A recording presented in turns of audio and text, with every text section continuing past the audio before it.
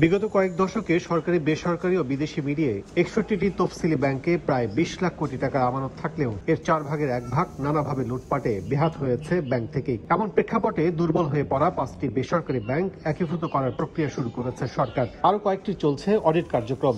এই অনিয়মের প্রতিযোগিতায় পিছিয়ে নেই সরকারি শীর্ষ ব্যাংকগুলো।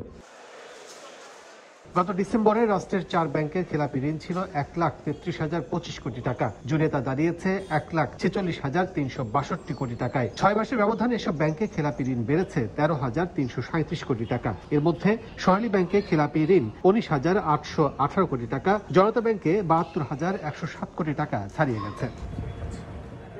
এবার রাষ্ট্রীয় সোনালী, জনতা, অগ্রণী ও রূপালী এই ৪টি ব্যাংকের সম্পদ মূল্যায়ন করতে চায় অন্তর্বর্তী সরকার। এতে কারিগরি সহায়তা দেবে বিশ্বব্যাংক।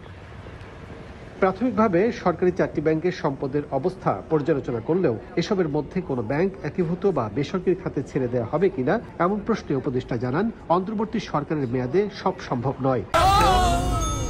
ডেন্টিস্টের পরামর্শ নাও নতুন Colgate active salt.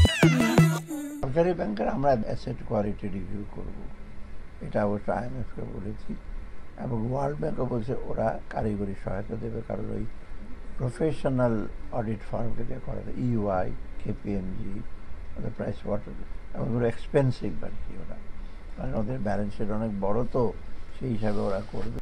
Asset quality রিভিউটা করতে পারবো, এটা কয়েক মাস লাগবে, এটা করে ফেলবো। কিন্তু এটাকে একবার হাত দিয়ে এটা নতুন করে একেবারে মার্জ বা ইসে করা হয়তো একটু ডিফিকাল্ট হবে। অনিয়মে দিশেহারা বেসিক ও পদ্মা ব্যাংক নিয়ে আপাতত কোনো সিদ্ধান্ত নেই অন্তর্বর্তী সরকারের। কাজল আব্দুল্লাহ, সময় সংবাদ, ওয়াশিংটন DC, যুক্তরাষ্ট্র।